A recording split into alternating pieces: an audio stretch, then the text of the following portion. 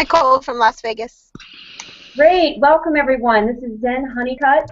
I'm the founder and director of Moms Across America, and we have a very special Google Hangout today.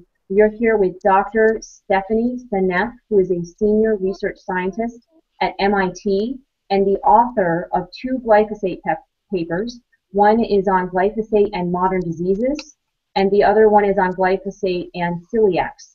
So we are with Dr. Stephanie Seneff, and today we're going to talk about the results of the glyphosate testing, which was done by Moms Across America and Sustainable Pulse, and the results in breast milk, urine, and water. And we're probably going to most focus on breast milk because we have with us today 2 moms. We have Kayla, right, from Arizona, and we have, who's this again? Nicole from Las Vegas. Nicole from Las Vegas. Great. Thank you so much. 2 moms from Moms Across America that donated their breast milk to be tested. And to be clear, your results were negative, correct? Mine was very high. It was very high. Do you want to say what your results were again? 75 parts per billion. Okay, no. Okay, so there's anything that said 75 on it had a little arrow. That was less than 75 parts per billion. So it doesn't mean that it wasn't present. It means that it was not detectable at that level. So the detectable levels were at 76 parts per billion, 99 parts per billion, and 166. And those were found in Oregon, Virginia, and Florida. And those moms are not on with us today, but we will be asking questions and getting clear so that they can see this later and beyond. And we have somebody else who just joined us. Who's that?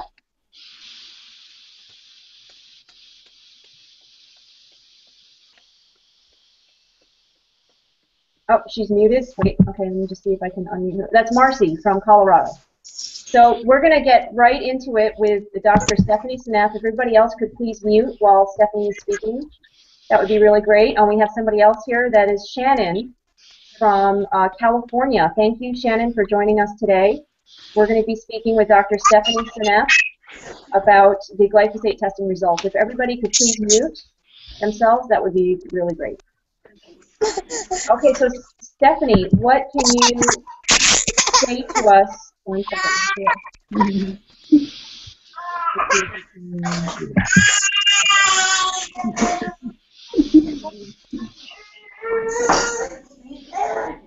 just going to figure out how to mute everybody. Hang on a second. Okay. Nope. Do you know how to mute? Can you mute yourselves on the bottom, everybody? Thank you so much. Okay, so Dr. Stephanie Seneff, can you please tell us what do these results of 76 parts per billion, 99, and 166 parts per billion of glyphosate in women's breast milk in America, what does this mean? Well, first of all, I'm really delighted that you did these experiments, and I'm really, very worried to see that glyphosate is showing up in breast milk, although not particularly surprised because the body naturally tries to get rid of toxins through fluids, and breast milk is obviously a way to do that. It's very disturbing that, in fact, that it's obviously present in these people. And, of course, it's going into the baby, which is really terrible because of the effects that I know glyphosate has on the gut bacteria, which is going to be an extremely bad start for the baby if glyphosate is disrupting the lactobacillus, which is what it's going to do and cause, all the gut problems that we're seeing today. So it's definitely very alarming, and there needs to be a much larger study done to what extent this damage is happening in the country. Can you give us a little bit of context? For instance, what about the study that we both saw this morning around pigs and the levels of glyphosate in their urine in relation to the levels that are being found in mother's breast milk in America?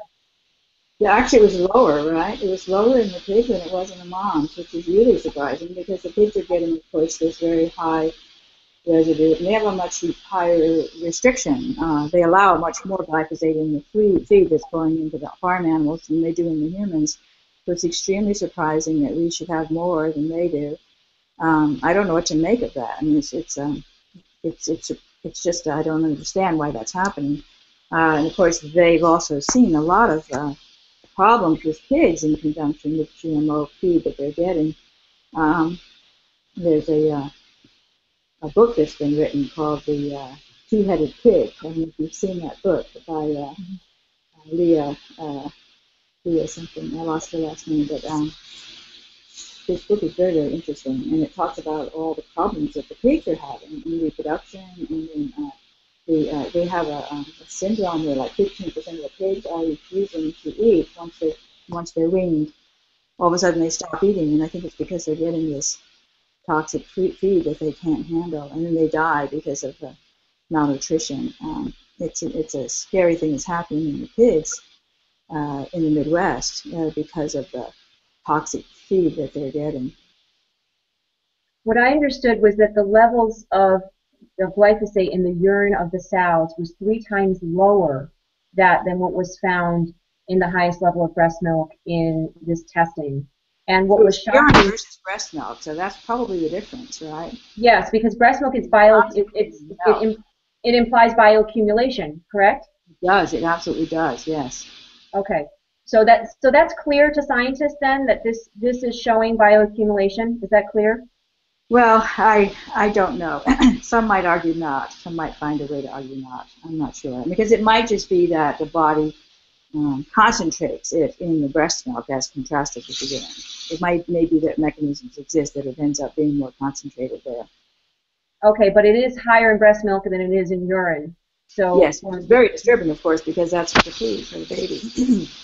Yes, and that's the food. And so what this Danish farmer, his name is Ib, said was that the level of glyphosate found in the pigs was 3 times lower than that which was found in the American women's breast milk.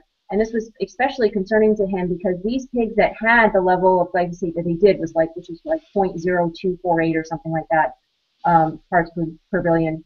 That level in those pigs correlated with 5 times the amount of miscarriages and 5 times the amount of birth defects and smaller litters. So right. This points to a correlation in the rising infertility and lack of fertility in America. And you mentioned another study, Dr. Seneff, something about sperm levels and glyphosate. Yes, glyphosate has been shown to be toxic to sperm and to other cells that are in the testicles, and it disrupts the whole process of sperm production. It makes the sperm unhealthy. I mean, I've been looking at the Europeans have been studying. They're quite alarmed by the decreasing fertility of the men in Europe. They've had alarming decreases in sperm count, as well as increases in abnormal sperm. You look at them under the microscope and they're not normal. And I think this is directly tied to glyphosate exposure there. And of course, we get much more glyphosate than they do because they're more careful about GMO regulation and whatnot. So I would expect the problem to be worse here, but I have the impression people aren't studying it as much here as they are there. And certainly we've seen a huge amount of infertility problems here in America with this, all these people are getting in vitro fertilization and all this kind of stuff. Because they're unable to get pregnant using natural methods. And I suspect this is completely tied to exposure to glyphosate. Well, this is and of course, premature birth is also common in America, and America has the highest mortality rates in first day, and on the first day of life. Of all the industrialized nations, ours is the highest. And that, I think, is also tied to glyphosate. Which, of course, we consume 25% of the world's glyphosate, so we have the largest burden of glyphosate in this country. That is just shocking. And for those of you who may be wondering about what glyphosate is, we want to mention it again that glyphosate is an antibiotic, first of all. It's a patented antibiotic with the USPTO. And antibiotic means that it kills bacteria and then is non-discriminate. It will kill good bacteria and bad bacteria. And our bacteria in our gut is where 70% of our immune system lies. So it is very important for us to have a good flora gut bacteria. Glyphosate is also a chelator, which means it hugs and holds and draws out the vital nutrients of any living thing that it touches. So it'll draw out iron, zinc, magnesium, B12, potassium, manganese, all kinds of important vitamins, correct, Dr. Seneff? Yes, and manganese is one that I've started looking into deeply lately. I just prepared a set of slides, probably an hour's talk on manganese. It's amazing what I found. I zeroed in, I mean, I hadn't thought of manganese at first. I've looked at zinc, I mean, all these things, cobalamin. You can see directly. Cobalamin is cobalt. So cobalt is one of these minerals. There's all these minerals, manganese, magnesium, cobalt, molybdenum, iron, zinc, and they're all critical in our bodies. Our bodies are very, very careful to use these ions to good advantage, and they have all these enzymes that are specialized in using certain minerals to do their work. And when those minerals aren't available, the enzyme doesn't work. Cobalamin is the only one that uses cobalt. And glyphosate holds onto the cobalamin so that the gut bacteria holds onto the cobalt so that the gut bacteria can't gain access to it. This both messes up the gut bacteria and prevents them from producing the cobalamin, which we depend on them to do. So we end up with a deficiency in cobalamin because they're not producing it. And that has huge effects. That's been linked to dementia, for example, cobalamin deficiency. B12, I mean, that's a very common problem these days, directly related to the glyphosate. The manganese is really interesting because as I got zeroed in on it because of a study in Denmark on the cows. They did 8 farms. They looked at a bunch of cows at 8 farms. They found all the cows had glyphosate in the urine, and they had on all the farms severe depletion of manganese in the blood. And I had sort of not been paying attention to manganese. You know, other things are sort of more in the limelight. Once I started looking, I realized that really links very well into autism, because the enzymes that use manganese are implicated in autism syndrome. And that we know the autism rate has increased 1,500% since GMOs and glyphosate have been introduced. Now, and that's a whole another topic that is just extremely disturbing to all of us. 1 out of 2 of our children are predicted to have autism in the next 20 years, according to the just basic math of doing projection, correct, Dr. Seneff? Yes, that's the way it's going. When you look at the curve, it's just going straight up. I mean, it's really scary. If you try to extrapolate the curve, it's even sort of tilting upward, so it's going to go even faster, I think. Especially once we get 4D into the mix, because what's coming down the road, and because they're realizing that the weeds are becoming resistant to Roundup because they're using it so much, and probably they might even be inheriting the resistance, you know, maybe picking up the resistance from the plants that are the GMO Roundup-ready plants. The weeds are becoming resistant, so they have to use more and more glyphosate. So now they're saying, well, we've got to add another chemical on top of the glyphosate. 2,4-D is a derivative of Agent Orange, which is what they use for defoliation in Vietnam. Very toxic. You could mix those two together. I can't imagine what the consequences are going to be. And they seem to be on program to do this. I mean, I don't understand what's going on with the government that they can't see what's happening here. Yeah, it's extremely frightening. I want to give a chance to our moms to ask questions. You may not have a question right now, but I'd like for all of you to be able to have that chance. So just give us a little wave like this if you have a question, okay, for Dr. Stephanie Seneff, and we'll make sure that you're able to ask that. While they may be thinking about something, I would like to ask, what is it that we can do immediately about getting this glyphosate out of our bodies? Have there been any studies on detoxing, anything at all? I know. I don't know. I mean, I don't think traditional things like EDTA would work because it's a very different kind of molecule from the things that EDTA can detoxify. I mean, I think the best thing to do is, of course, to adopt a 100% organic diet, which is what my husband and I both do. We're very careful. Even the cornstarch and the spices and the beer, I mean, all of it's organic in our household. Absolutely essential. And if you can't do that, then at least there's a short list of foods to avoid. Of course, the corn and the soy, all the processed foods. The processed foods are already depleted in nutrients, which is going to further hurt your cause, because it's the same problem glyphosate's causing. If your foods already are depleted, it's going to make that problem happen much faster. So eating foods that are very rich and nutritious, which includes, of course, the cruciferous vegetables. I really think of the green vegetables, the seafood, oysters and scallops. These are very nutritious foods that have a lot of these micronutrients that glyphosate depletes. So you can, I think you can take supplements, but it's a very scary proposition. Like if you just take zinc, you might get zinc completely out of whack with other ones. All those ions have to be in proper distribution. It's very tricky to take them as supplements. It's much, much better to eat the foods that are rich in these micronutrients that are essential for health. such as the seafoods, the eggs, so organic eggs, or of course, ideally organic raw milk if you can get it. Hard to get, but and milk products. I mean, they're very healthy. Milk has a lot of good nutrition, obviously, because it provides a full nutritional component for the baby. So eating these foods that are enriched in micronutrients and eating them all organic, and avoiding, of course, avoiding any of the foods that are either Roundup ready or the ones that are sprayed by Roundup right before the harvest, which includes wheat and barley and sugar cane. Sugar beets are Roundup ready. High fructose corn syrup comes from corn, which is Roundup ready. So you pretty much have to go organic with the sugar. You really have to do that. If you're going to try to take shortcuts, certain things are more important than certain other things. Also, I believe getting sunlight exposure to the skin and the eyes is going to help you to combat the problems that glyphosate has, because it'll beef up your sulfate supplies, and sulfate can help you detoxify the glyphosate. So sunlight helps. Sunlight exposure. Sulfate. Don't use sunscreen and get out in the sun as much as possible. Encourage your children to do the same. I think that's very important.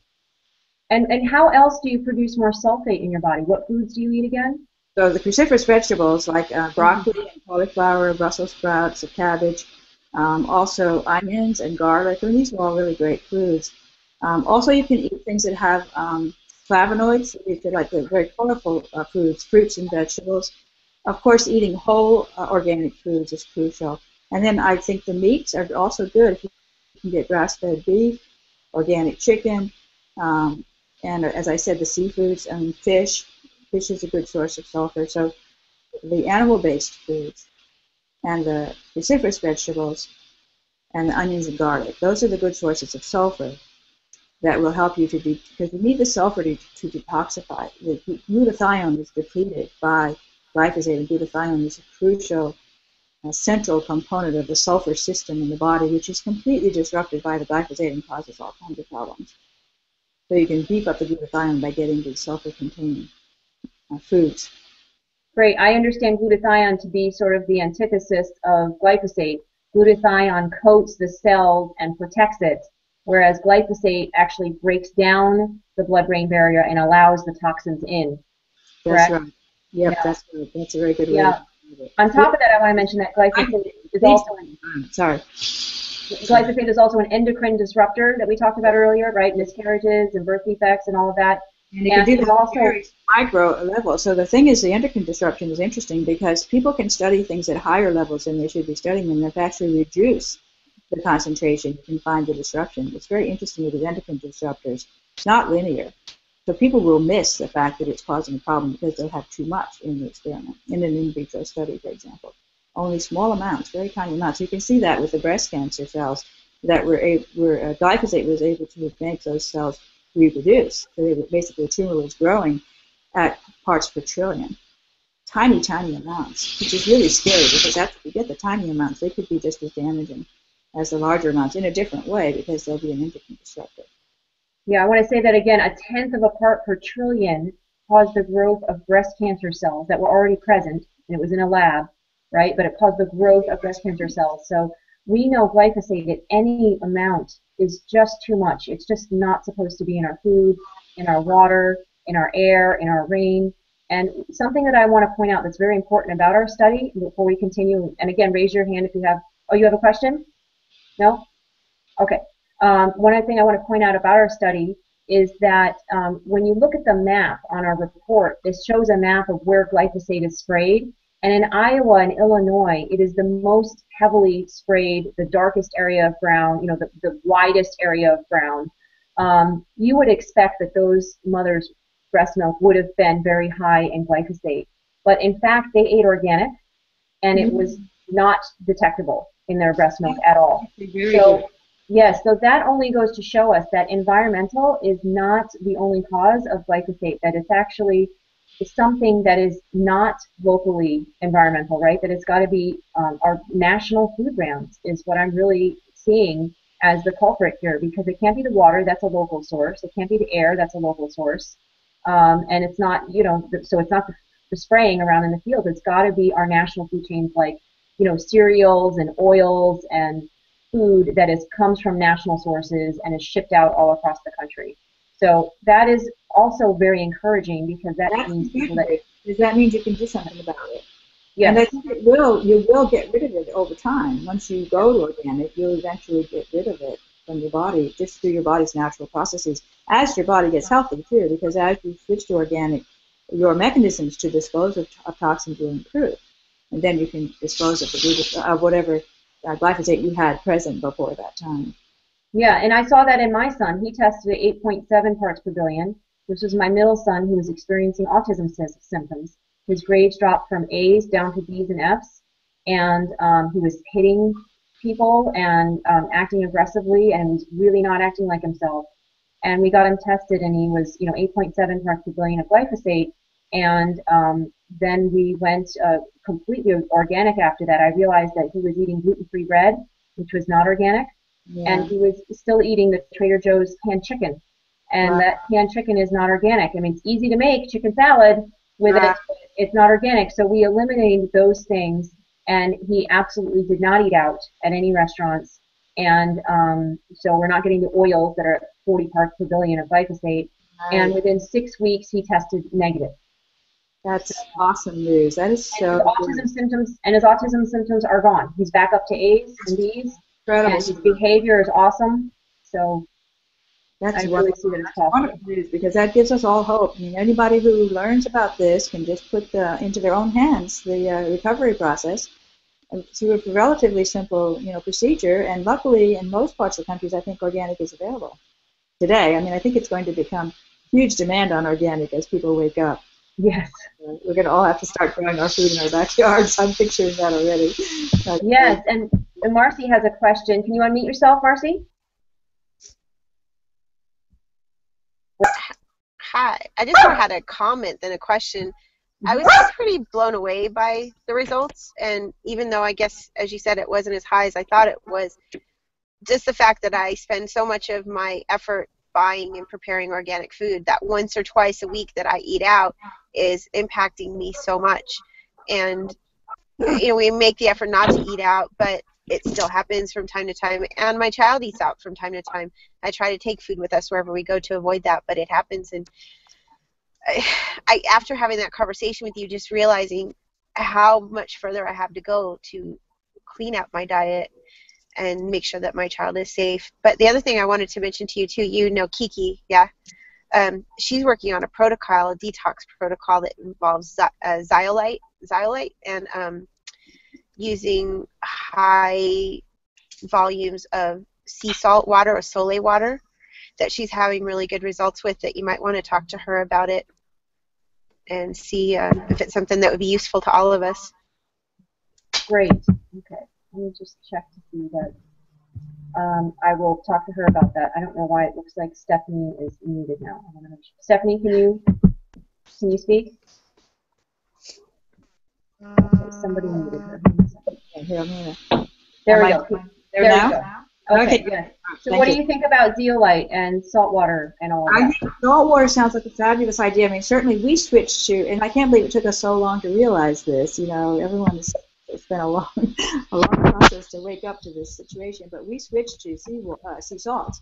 And the sea salt versus the regular table salt that's just sodium chloride is a very important step, because sea salt has all those micronutrients that are depleted by glyphosate are present in sea salt in the right proportions. And so sea water is probably essentially sea salt plus water, right? So it should be a very useful supplement. That's great. I'm really glad to hear, because I got a reverse osmosis water system from Personova. And by the way, he's not paying me to say this or anything, but before we got the reverse osmosis, we tested at 0.086 parts per billion in the water, which, by the way, just to put that in context, means that my son would have had to have drunk 9 swimming pools worth of water in a day to have his levels be at 8.7 parts per billion. So that's a lot of water that we Actually, that's a very good point, because that also then makes it pretty clear that the toxicity is in the food rather than in the water. Yes. And after we put the reverse osmosis system in, it tested negative for, 0.05 was the detectable level, and tested below that.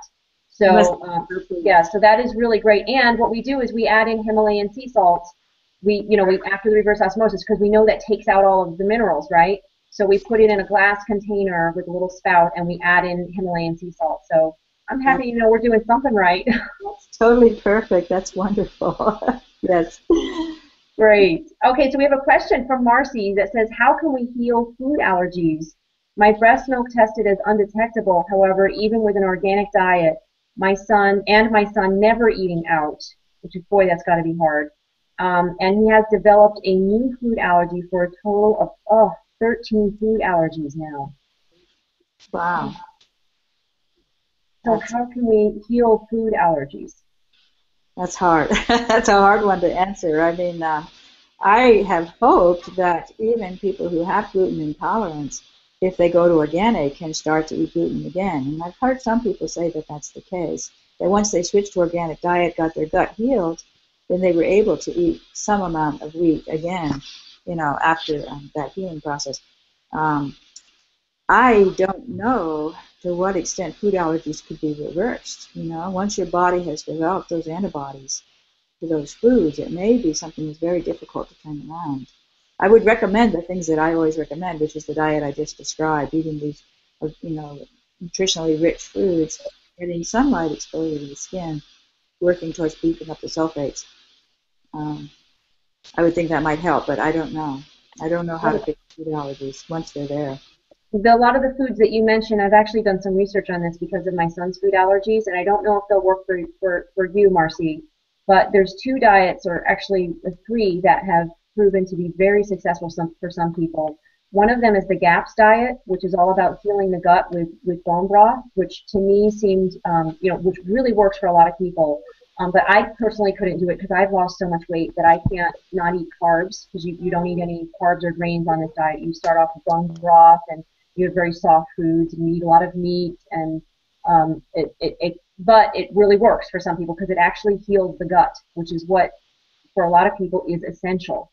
And the book GAPS, GAPS diet, I forgot what it stands for, but that's been very successful. And then there's the body ecology diet, BED, and that is a little bit more lenient than the GAPS diet, but some people have found that if they do the body ecology diet, they have to go back to the GAPS diet to heal the gut first, and then they can do the body ecology diet, which does have certain vegetables, like Dr. Stephanie Seneff was talking about, the coniferous vegetables. There's certain kinds of vegetables, with like eliminating shade plants and things like that, which help heal the gut.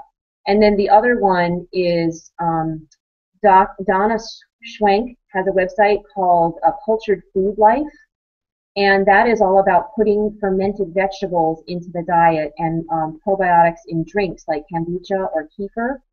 And I've really gotten into this one because it's more about adding things into the diet rather than taking things out. And for me, for instance, the GAPS diet, you need to be able to eat eggs and almonds, and my sons can't do that. So I went to the Donna Schwenk's Cultured Food Life, and she healed her daughter of 10 of the top food allergies in a year. She had healed her gut in a month with this by drinking a kefir shake in the morning, all fermented, 6 ounces of kombucha throughout the day. You have to be careful about the levels of that because some people say it's a fungus and it could get out of control. So you want to do that a little bit later after your gut is healed a little bit more. And then also the fermented foods are just like fermented sauerkrauts and things like that. And you have 2 tablespoons of those with lunch and dinner every day, every meal. And she completely healed her daughter of allergies. So that's just one way that I've heard about this work with moms. Good points. All of those are good points. The fermented foods are really important, and I should have emphasized that when I gave the list of foods to eat, because that's how you get the lactate, which is a really healthy fuel, as well as if it's live culture, you're getting renewal of the gut bacteria, so you can help to heal them. And the GAPS diet, that is gut and psychology syndrome is what that stands for. That's Natasha Campbell McBride. I know her personally, and she's really awesome. She's the one who introduced me to the link between autism and gut dysbiosis, so that really took me down quite a path.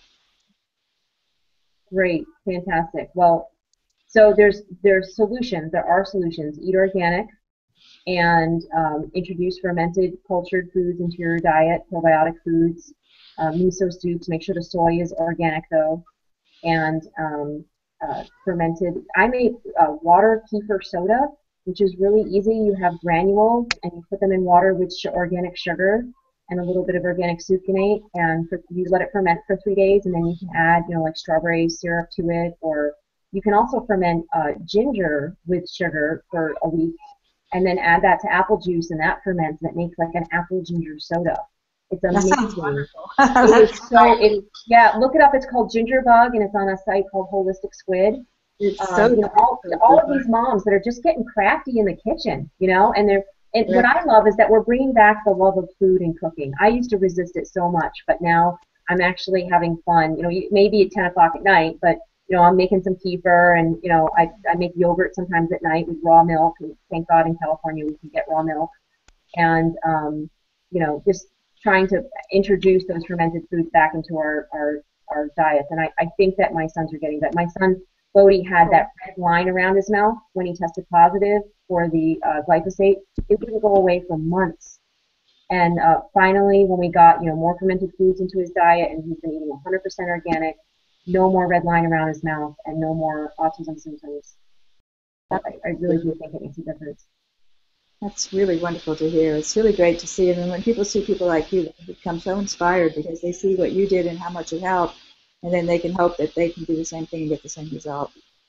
And it makes food fun again, because you sort of think of cooking as a chore, but if you make it into kind of a hobby and an interesting research project almost, I think it becomes more of a special thing to be doing. Just be spending time cooking is important, Right on.